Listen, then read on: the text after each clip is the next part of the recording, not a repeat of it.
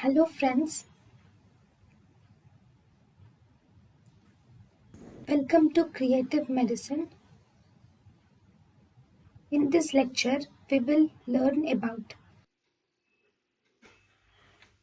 Endotracheal tube, the main advantage is it decreases the anatomical dead space by 70 ml. Cuff. The main aim of the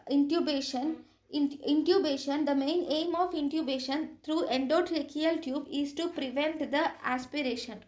So we will use cuff to prevent the aspiration. The pressure of the cuff should be between 15 to 25 millimeters of Hg. The pressure of the cuff should not be less than 15 millimeters of Hg and should not be more than 25 millimeters of Hg.